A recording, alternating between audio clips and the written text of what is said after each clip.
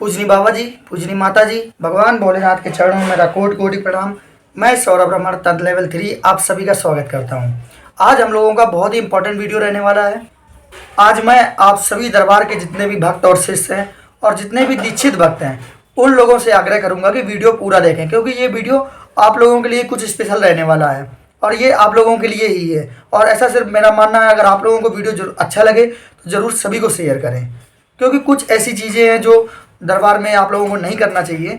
उस विषय में ये वीडियो मैं बना रहा हूँ। देखिए, दरबार हमारा घर है और अपने घर को साफ़ सुथरा रखना हमारा कर्तव्य है। क्या आप जहाँ पे रहते हैं वहाँ पे साफ़ सफाई नहीं रखते हैं? क्या आप वहाँ पे लड़ाई झगड़ा करते हैं? तो सभी तन दीक्षित जितने भी भक्त हैं, जितने भी हमारे गुरु भाई हैं, गुरु बहन हैं, उन सबसे मैं यही कहना चाहूँगा कि जो भी दरबार में नए जुड़ने वाले भक्त हैं उन लोगों को नहीं पता है, नहीं जानकारी है, लेकिन आप लोग भी तो उस समय दरबार में मौजूद होते हो। तो अगर आप कुछ भी ऐसी चीज़ें देखते हो तो आप उनसे, आप बड़े उनको ना डांटें, ना उनसे तेज कहें, लेकिन प्यार से तो कह सकते हैं कि भैया ये चीज़ आप वहाँ डस्टबिन में रख दें, या ये चीज़ ऐसे धुल के रखनी है, या यहाँ पे रखनी है। मैंने दरबार में देखा, इस बार अमावस्या में गया, सारी चीज़ें अस्त व्यस्त, जहाँ मन हुआ जिसका मन हुआ वहाँ फेंका।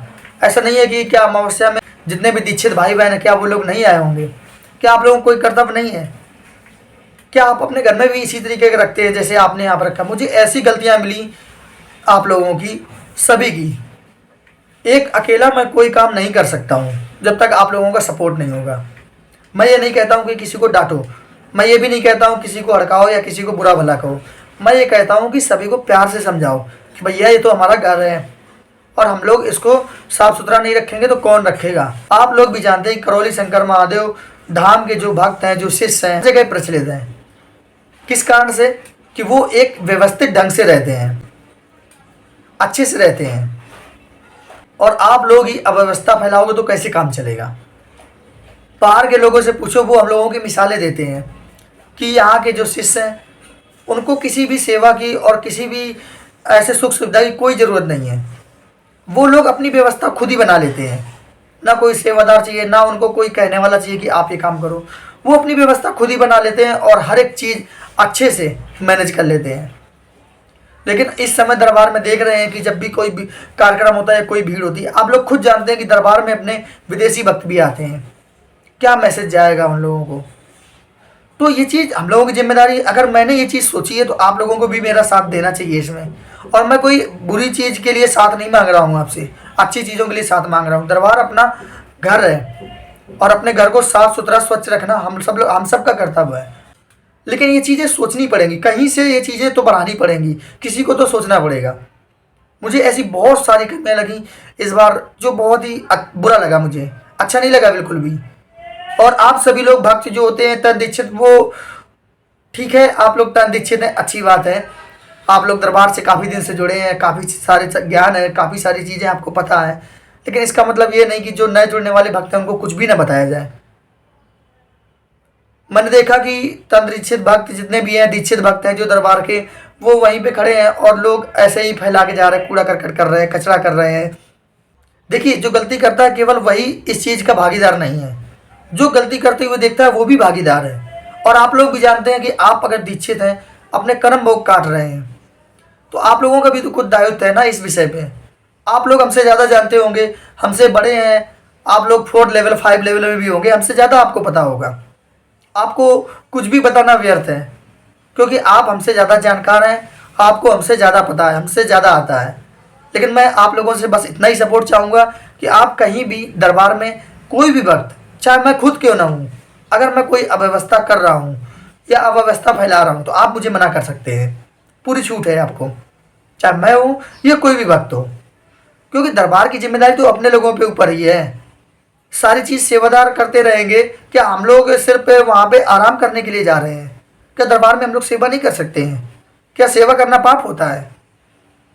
तो यही चीज़ हम लोगों को बतानी है। जो भी नए लोग हैं उन लोगों को बताना है, सिखाना है, उनको अपने चाल ढाल में लाना है। जैसे दुनिया आप लोगों की मिसाल देती है कि जो तन दीक्षित भक्त हैं, दरबार के जो शिष्य हैं, उनके वो अपनी व्यवस्था खुद बनाते हैं। तो ये मिसाल अगर कायम रखनी है तो हमें आने वाली जो भी लोग हैं, जो नए लोग जुड़ रहे हैं, उनको ये चीज़ें सिखानी पड़ेंगी, उनको ये चीज़ें बतानी पड़ेंगी।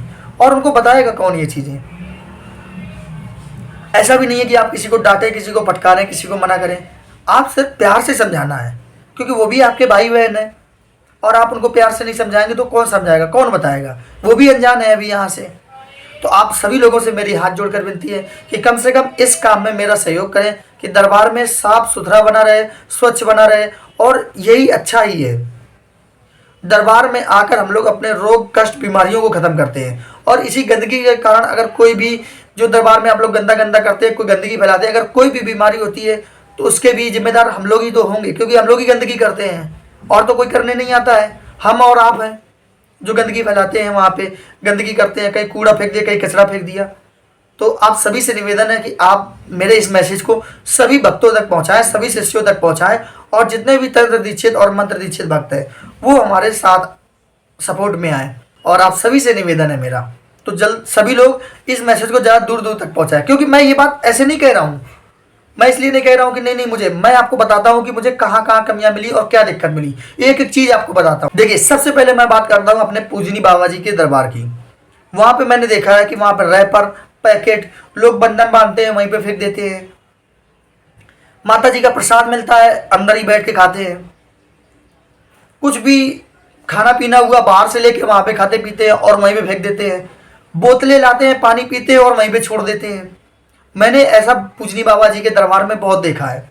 तो आप बताइए गलत है कि नहीं है, कौन करेगा?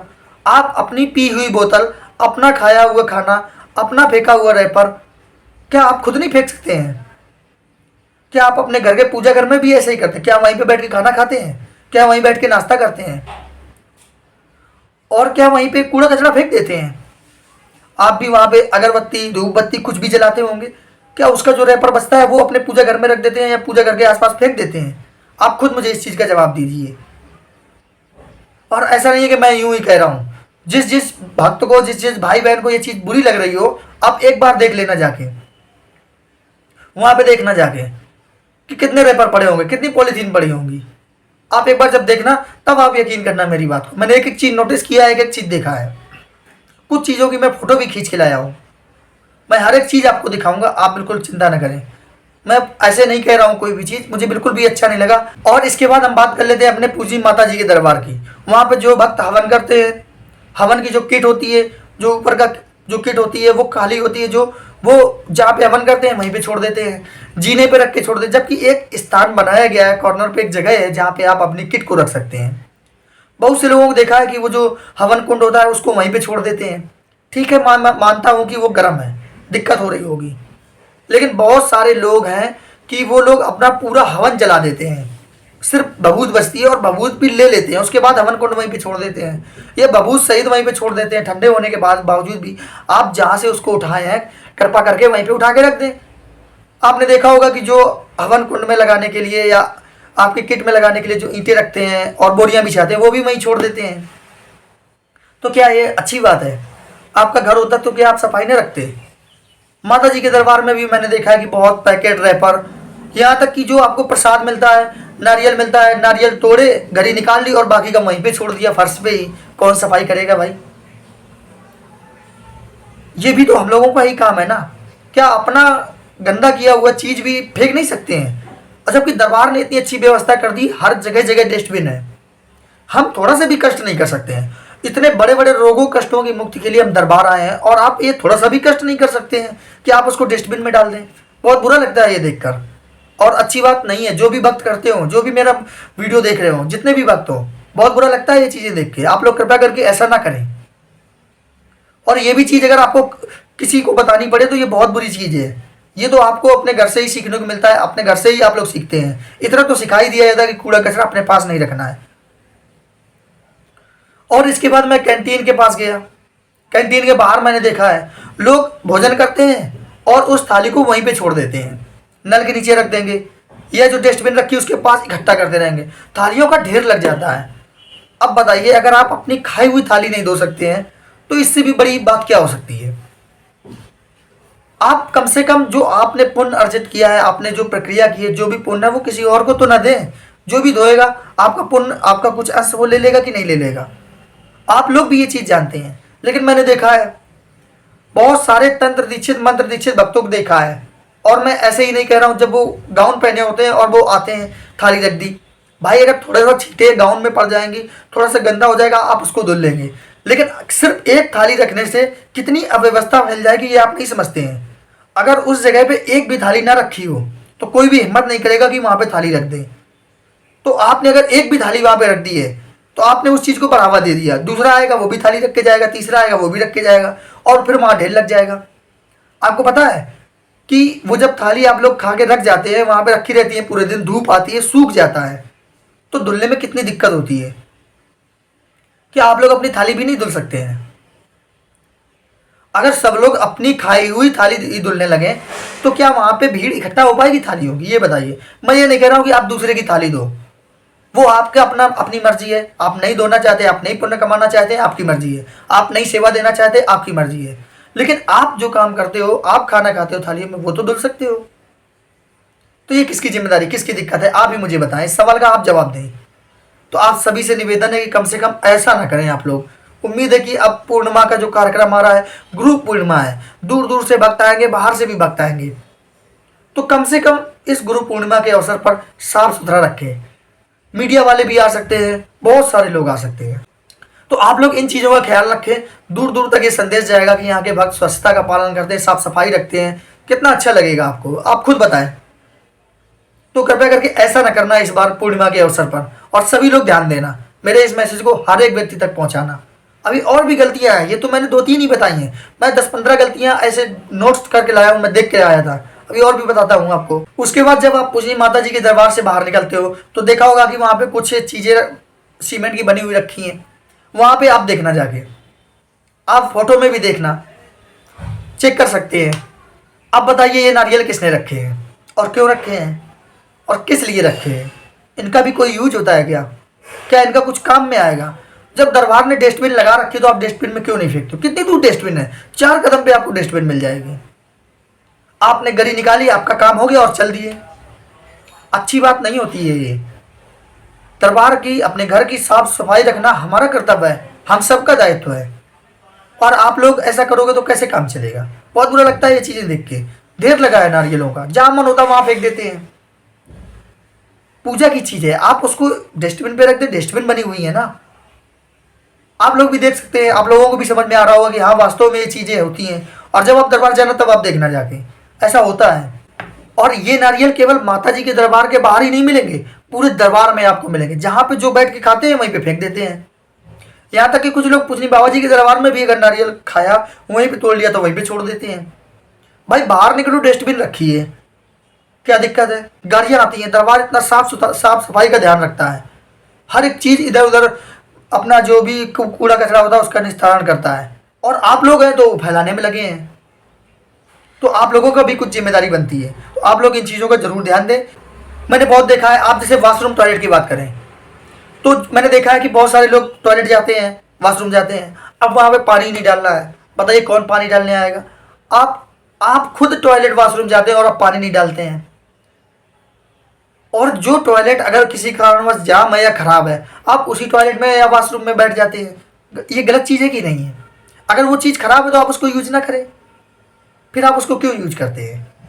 थोड़ा तो सभ्यता का प्रतीक आप लोग दे सकते हैं। आप लोग सभी से हाथ जोड़कर निवेदन है, कम से कम इस तरह के कार्य ना करें। आप लोग समझदार हैं, बड़े हो सकता है मुझसे आप लोग काफ़ी उम्र में बड़े हों, समझदार भी हों, पर ये चीज़ आप लोगों को भी तो सोचनी चाहिए। आप नहीं सोचोगे तो कौन सोचेगा? आप खुद बताइए। आपको ही सोचना पड़ेगा ना, हमको सोचना पड़ेगा, हम सबको सोचना पड़ेगा।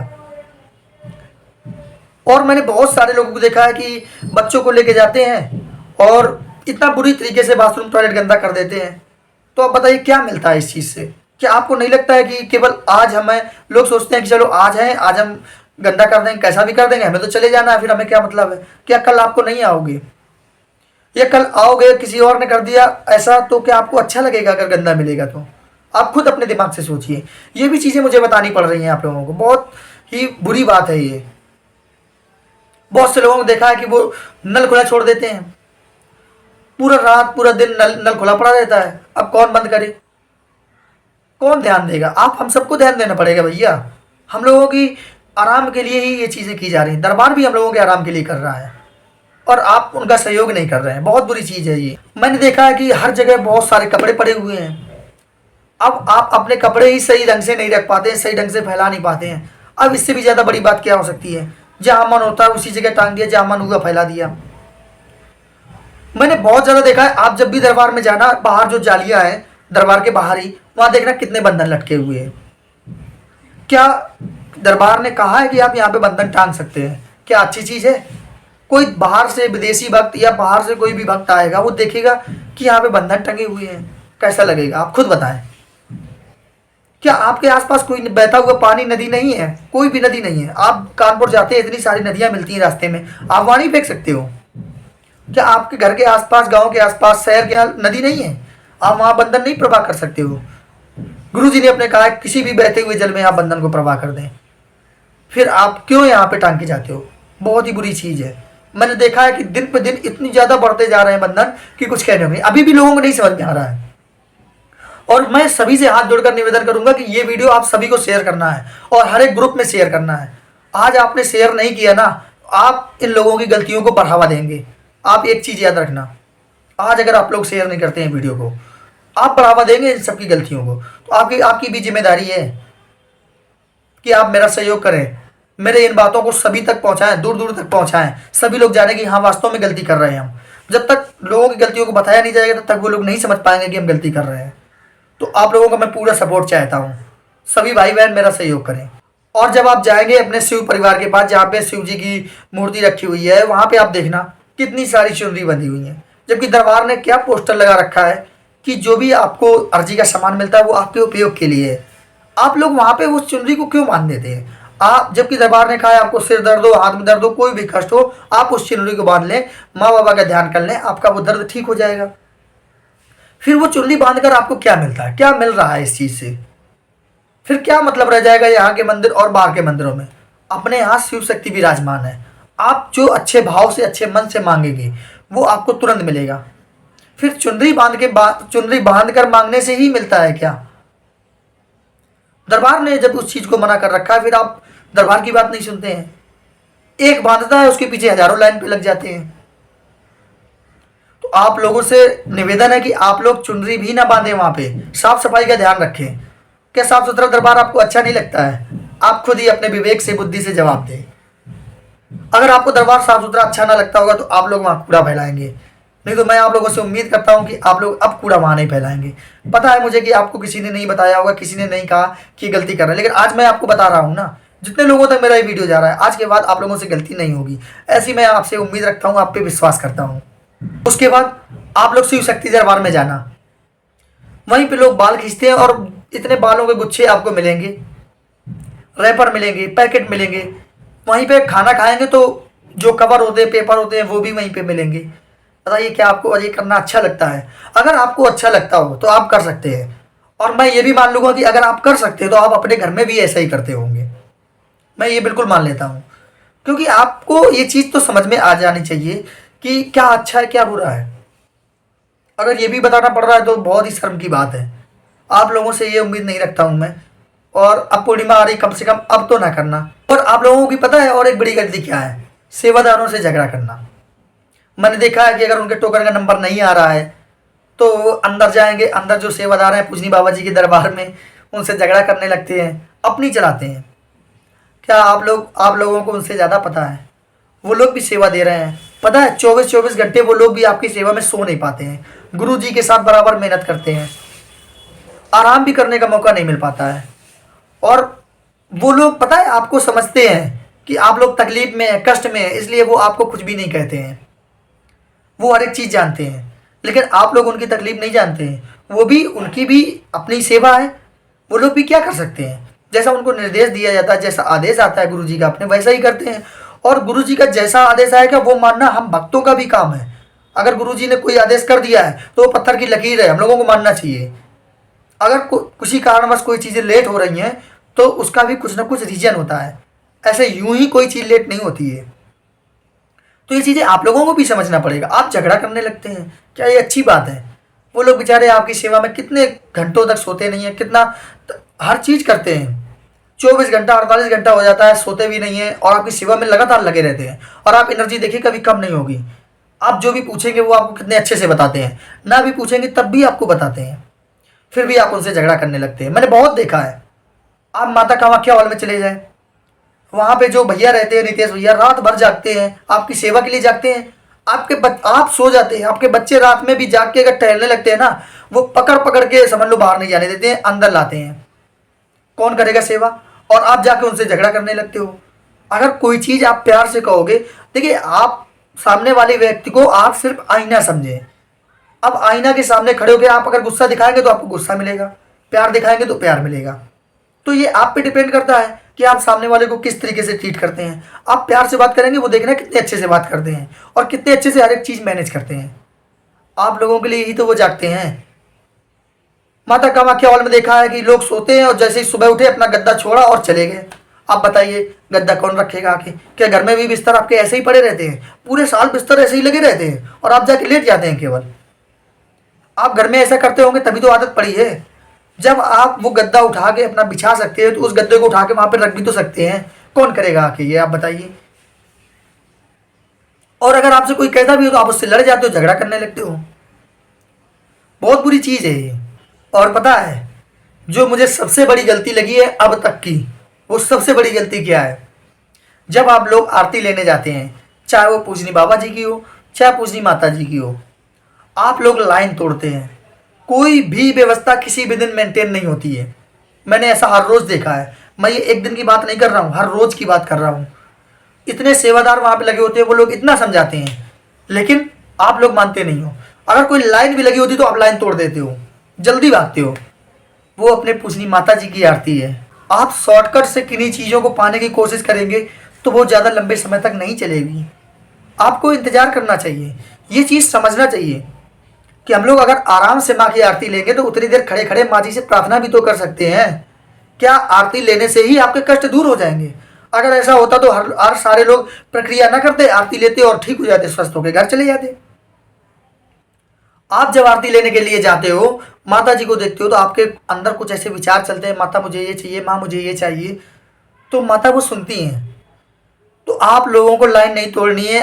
मेरी बहनों से भी निवेदन है, भाइयों से भी निवेदन है कि आप लोग एक लाइन बना लेना। थोड़ी सी देर लग सकती है, सिर्फ 2 मिनट 3 मिनट का अंतर आता है, 5 मिनट का अंतर आता है, 10 मिनट का अंतर आता है। क्या ऐसा कौन सी मीटिंग लगी हुई है आपकी? ऐसा क्या करने जाना है? कौन सी ऐसी फ्लैग छूट रही है आपकी कि आप उन 5-10 मिनट को बचा के एक बहुत बड़ा काम कर लोगे? कौन से ऐसे जग का कल्याण करना है बताइए आप कि आपको जल्दी हो रही है? तो आप लोग ना किया करें। ये सबसे बड़ी गलती है आपकी आरती लेने में। मैंने बहुत से ऐसे भाइयों को देखा है, वो पीछे खड़े हो जाते हैं, बेचारे कुछ भी नहीं कहते हैं। आप उनके आगे लग जाओ तब भी वो कुछ नहीं कहते हैं, क्योंकि वो जानते हैं कि आरती उनको सिर्फ आरती लेना है। कितनी देर में मिलती है उससे उनको मतलब नहीं है। उतनी देर तो वो माँ के साथ कुछ पल बिता पाएंगे, माँ का ध्यान कर पाएंगे जब तक लाइन में खड़े हैं। तो वो सोच मुझे अच्छी लगती है। और ये सबसे बुरी आदत है। जो भी जितने भी हमारे दरबार में भाई बहन हैं, सब लोगों को ये चीज़ सोचनी चाहिए। और ये वीडियो इसीलिए शेयर करना है कि आप लोग आरती में, पता है आरती जब होती है उसका वीडियो भी बनता है। आप लोग अपने मनचाही करते रहते, जहाँ मन होता है वहाँ घुसते रहते। मैंने बहुत देखा है। जो लोग देखते होंगे कैसा लगता होगा? क्या यही एक व्यवस्था है?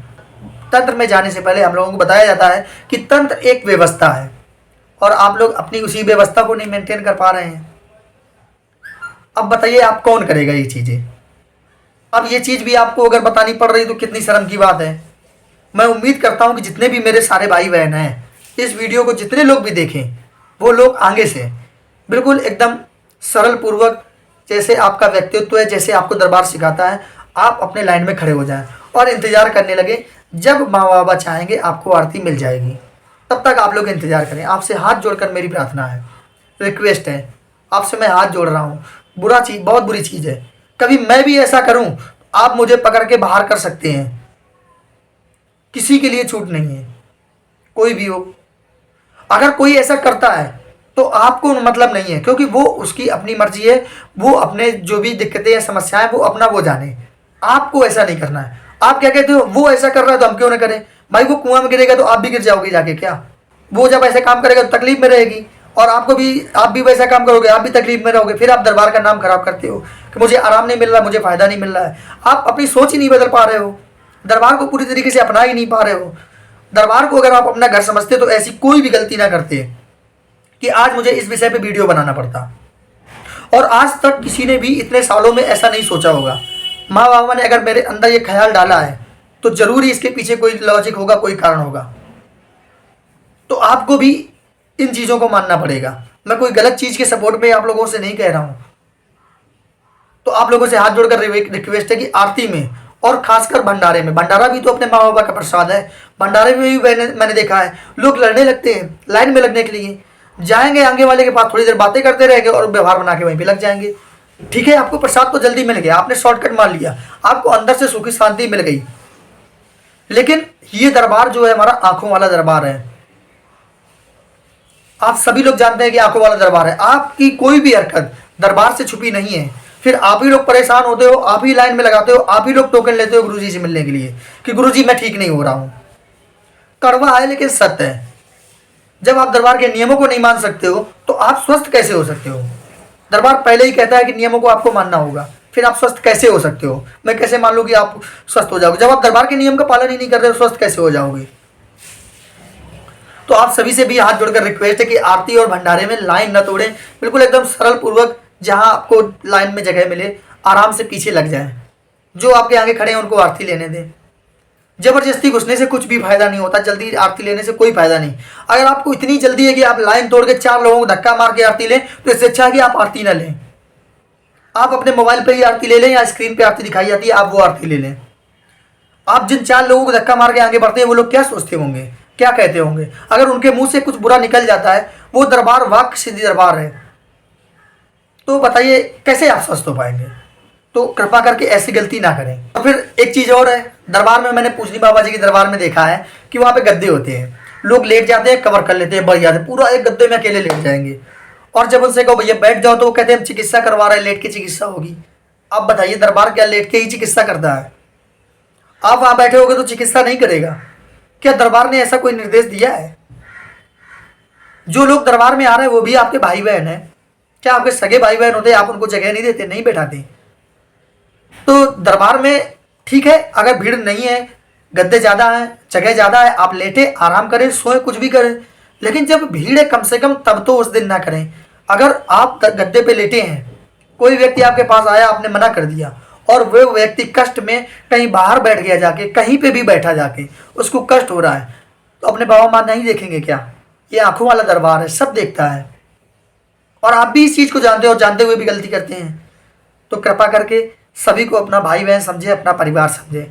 हम लोग एक ही परिवार है, श्री राधा रमण शिष्य संप्रदाय से हम लोग बिलोंग करते हैं, सभी लोग एक परिवार हैं। या तो आप इन चीज़ों को एक्सेप्ट करना सीखो। जब आप लोग एक्सेप्ट करोगे तभी तो आप सब हम सबको आप अपना परिवार समझ पाओगे, तभी तो आप सहायता कर पाओगे। तो कृपा करके ऐसी भी गलती ना करें।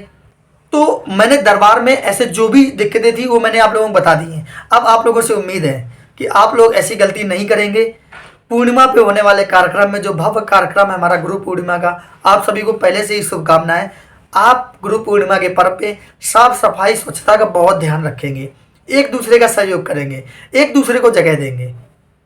ऐसा ना करना। बहुत सारे लोग मेरे भाई आते हैं, वो नए लोगों को ऐसा भेदभाव करते हैं, ऐसे दूर बैठा देते हैं, कहते हैं हम तंत्र दीक्षित है, हम मंत्र दीक्षित है, हमको टच ना करो। भाई टच कर लेगा, टच करके अगर बैठ भी गया, जेंट्स है, टच करके बैठ भी गया तो कोई दिक्कत नहीं। हाँ महिलाएं हो तो आपको थोड़ी सी दूरी रखनी है, थोड़ा दूर बैठना है। लेकिन अगर जेंट्स है, लेडीज है, अगर बैठ भी गया है टच होने से गंदगी नहीं आती है। दरबार ने इतनी शक्तियाँ खोल रखी हैं, आप कम से कम उन शक्तियों को समझें, दरबार के नियमों का पालन करें। ये चीज़ आप लोगों को देखनी होगी। तो सभी लोगों से मेरा निवेदन है कि गुरु पूर्णिमा पे आप लोगों से ऐसी गलती नहीं होगी, आप लोग ऐसा नहीं सोचेंगे, तो आप लोग ध्यान रखना। तो मेरा बस जो मेरे शब्द थे, अगर कहीं पे भी मैंने कुछ भी आप लोगों को बुरा कह दिया हो, आपको कोई भी चीज़ बुरी लगी हो, तो आप सभी से मैं माफ़ी चाहता हूँ। अपने दरबार से, पूजनी बाबा माँ से माफ़ी चाहता हूँ कि मुझे माफ़ कर देना। अगर कहीं पे भी वाणी में कटुता आई हो, कुछ कड़वे शब्द भी मैंने बोल दिए हो, तो मुझे माफ़ कर देना। आप सभी से भी मैं माफ़ी चाहता हूँ। लेकिन अगर मैंने कुछ परसेंट भी सही कहा है, तो आप मेरा सपोर्ट करें, ये वीडियो सबको भेजें, सभी को दिखाएं। तो आज हम लोग अपनी वाणी को यहीं पे विराम देते हैं। सभी लोगों को जय माँ बाबा की, हरिहर।